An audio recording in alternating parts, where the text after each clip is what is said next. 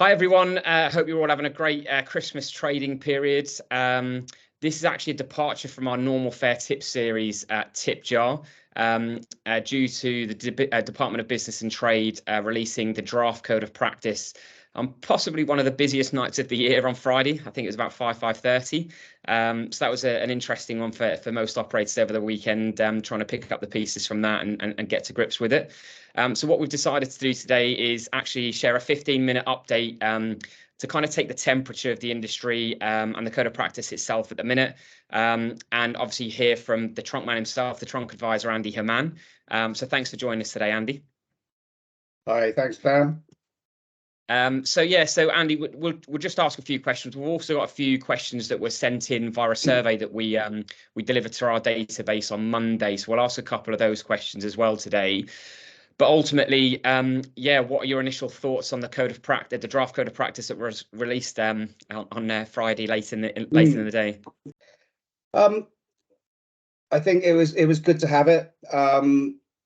It was a long time coming and overpromised. Just landed, as you said. Nobody really notified anybody about it. People sort of found it, and then it was sort of the rumor mill. And the Chinese whisper started. Feedback I've had is words like underwhelming, an anticlimax, lacking in practical guidance that we were expecting, which I sort of agree with. There was a lot more promised in it, but I think we can come on to that in a moment. But I also think positively, there's some good stuff in there. It's not that prescriptive for operators in terms of the concepts of fairness and transparency, which is obviously the overarching concept of the legislation. So that gives operators the opportunity to start to have a think about, right, what do I consider to be fair and transparent in terms of how my Troncs operate. I think the only concern there is, without it being quite tightly written, there is obviously opportunity for operators to interpret that differently. So I think that's just possibly an initial worry, that given the legislation was designed and intended to put everybody in a level playing field, it might currently allow some drifting in terms of the sort of what I consider fair to what you consider fair. It's not that tightly drafted at the moment. Having said that, it is a draft, so it's not the final version. So there's still opportunity for it to be changed.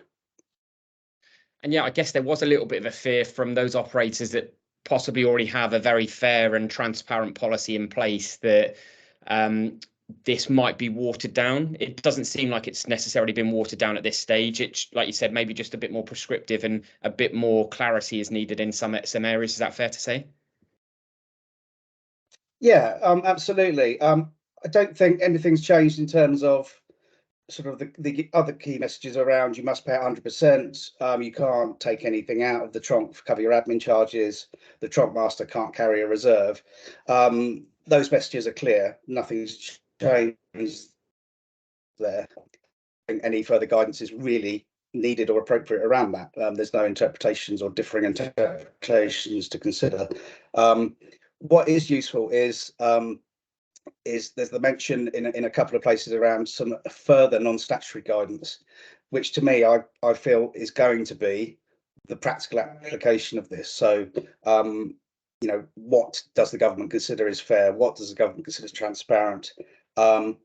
Very importantly, how do we deal with agency workers? That was always promised to be within the code. So maybe it's not in the draft statutory code, but hopefully there will be some guidance in this non-statutory supporting document. I think it would have been useful to have that right now with the code, because obviously it's in consultation, and I think operators probably could have used that supporting information to help formulate any feedback they'd like to give around the whole code of practice, be it in two parts or one part. So I just feel that needs to come out, and I do hope that it comes out fairly soon and it's not delayed. Let's do the consultation, then we'll issue the supporting guidance. I think that would be the wrong approach. No, it makes sense. And in terms of what's next, you've mentioned the consultation process there. What does that kind of look like? Are you in consultation with the DBT yourself? Yeah. So as we know, it's 10 weeks now, not 12 weeks. That said, I think it's well timed. Although the code of practice has been delayed, think about the timing. It's now putting it into January, February, which gives operators probably a lot more time to devote to it if they want to. Whereas if it had been issued back in, say, October, November, that would of course landed right in the busiest time of the year. So I think there's merit to that. It does encourage operators, well, anybody that feels they're a stakeholder or a commentator in this area to feed back to the DBT. We've been speaking to them. We have got a meeting set up with them for early January. They were really keen to invite us in to start talking about things. So all the information and feedback that we're collating from clients and operators at the moment will be something we take as our agenda. I think picking back up on my last point, agenda point one has got to be, where is this supporting non-statutory guidance? That's what our businesses need. And so that's something you'll be asking for when you're in the consultation process with them. Yeah, definitely. Fantastic. Yeah. And in terms of operators, their options in terms of this consultation process, obviously I've seen on the government website itself, the Department of Business and Trades website, they've said that they can send in questions and feedback there. Are you also actively encouraging people to send you any questions that you can take to them? Yeah, totally. So it invites, as I said a moment ago, anybody who has an interest to feedback. I'm quite happy to have questions and thoughts and feedback sent to me, and I can collate that and take it on behalf of businesses, or they can reply to the DBT directly. I think the key message is people reply, operators reply, and it's not just left. I can remember previous iterations of these consultations, and the take up for feedback was very low when they published the results. So here's your opportunity. Use it wisely. There is a lot of set questions, but there's a lot of free hand boxes as well. So there's opportunity to pretty much feedback to DBT what you think, whether you agree with the current draft code, whether it could be developed further. Again, without having the supporting non-stat guidance, it's difficult, because that's sort of, for me, that's going to just drive a lot of questions of how do I deal with agencies, how do I deal with these areas that are still fairly vague to us. So it's not helpful. No, it's brilliant that you're offering the ability for people to send it direct to yourself. Your email is at andy.hamman@thetroncadvisor.com. At troncadvisor.com. Yeah, so andy.hamman@troncadvisor.com. You can also send in any questions you might have to ben@wearetipjar.com as well. Ben and Andy will be meeting the DBT early in the new year. If you have any questions, then it's well worth sending them in to us probably before the 4th or 5th of January, just to give us some time to collate all of that information. As I mentioned at the beginning of the webinar as well, Andy, we did have a few questions sent in from operators from our survey that we sent out on Monday. I'm just going to read one of them here, actually. The draft code of practice references that employers should consult with employees on their Tronc policies.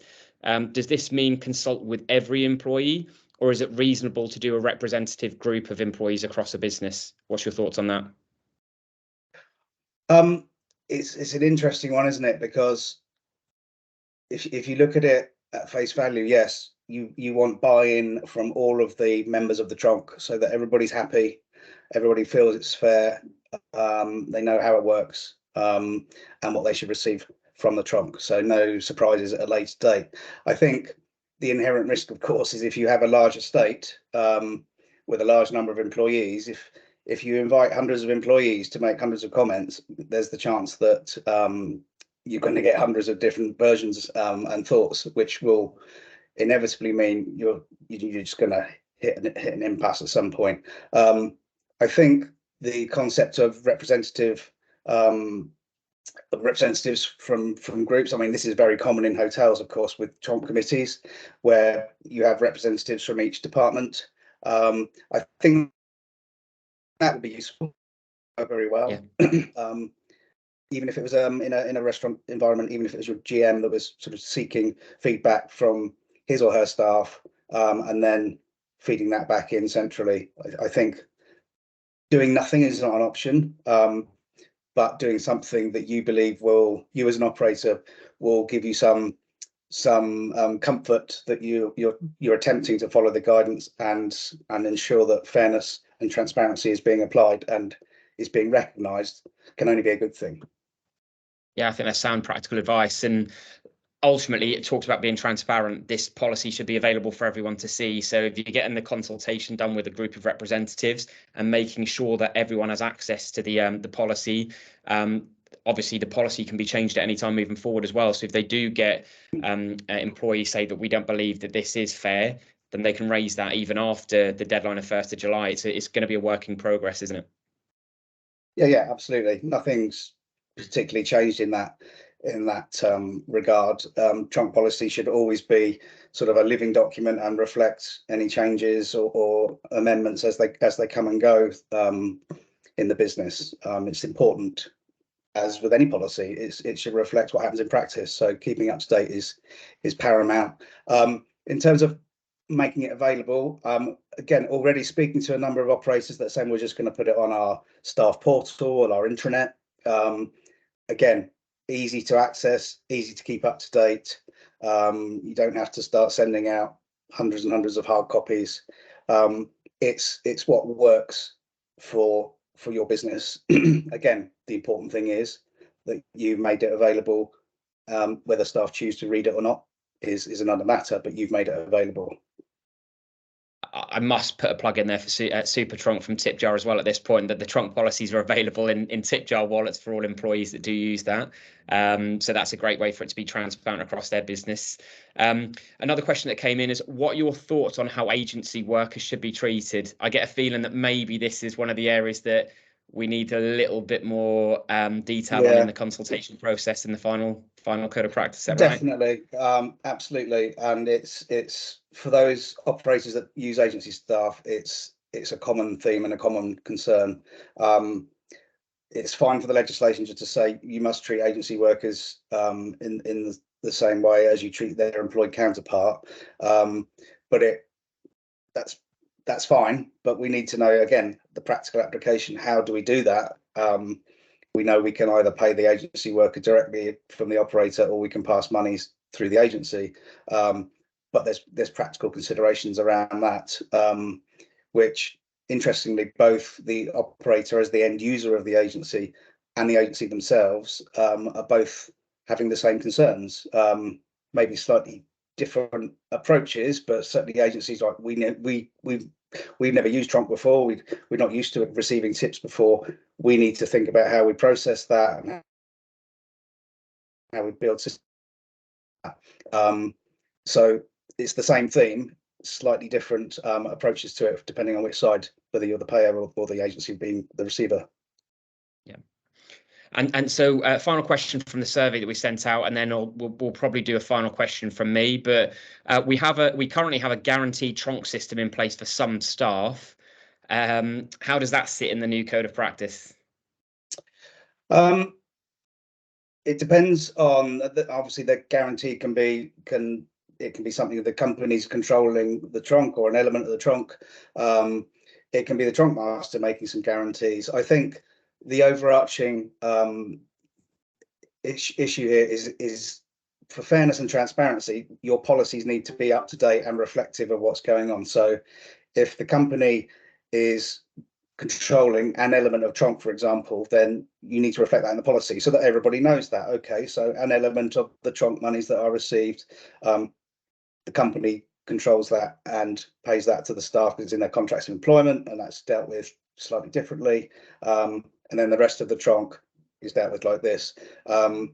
Obviously, a number of variations on the theme will be apparent there. But again, the the ultimate consideration is reflect it in your policies so that people know and can understand how the Tronc works in its entirety. Yeah.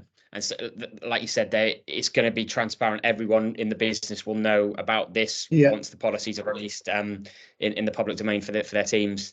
And so in terms of my final question today, I guess it's to gather your final thoughts on the new or the draft code of practice. Give us your final thoughts on that before we wish everyone a Merry Christmas. Yeah, I think just bringing together what we've talked about over the last 15 minutes. It is a draft. The government is seeking feedback. Use the opportunity to give feedback, even if you think, we're in a good place. We don't really need to do anything. That's great.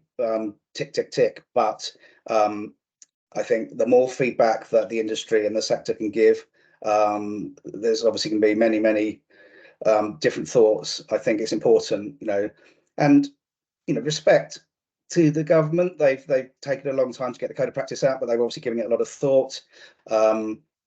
So let's give them the feedback they're looking for. Yes, we'll ask them for the supporting guidance and try to explain to them it's important that operators have that, and you will probably get a better set of feedback with that, because it will give operators maybe some answers, but maybe a bit more steer or focus on what they want to ask. But use the opportunity. You've got 10 weeks. As we said, it's probably timely because it's going to be quite a period. And then, the code of practice will be signed off with any changes, maybe with none. And then we have an extra bit of time now to the 1st of July when all of this becomes sort of goes live, if you will. So the original thoughts of April or May have gone. So we've got just a little bit of extra time to implement any changes or final tweaks. Brilliant. No, I really appreciate your thoughts today, Andy. And just to confirm, if anyone wants to send in any questions for you to take to DBT, do so before the 5th of January. Your email is andy.hamman@troncadvisor.com. Or you can alternatively email the CEO of TiPJAR, ben@wearetipjar.com. And from me, a very Merry Christmas to everyone that watches this, whether you watch it before or after Christmas. We're excited that the new code of practice is out at TiPJAR. We believe it's going to be a fantastic thing for the sector in terms of putting everyone on a level playing field with Tronc policies, and hopefully putting more cash in the hands of the hard-working team members across the sector. So yeah, thanks again, Andy, and wish you a Merry Christmas as well. And you. Thanks, Dan. Merry Christmas, everyone. Hey you, did you know that TiPJAR is 100% compliant with the new legislation? Well, we are. We can do pretty much anything. Tips, Tronc, you name it. Not only that, but your staff are going to get their money 6 times faster than a traditional method. No national insurance contributions for you, full transparency for all of your staff, and absolutely no more administrative headaches. Find out more today.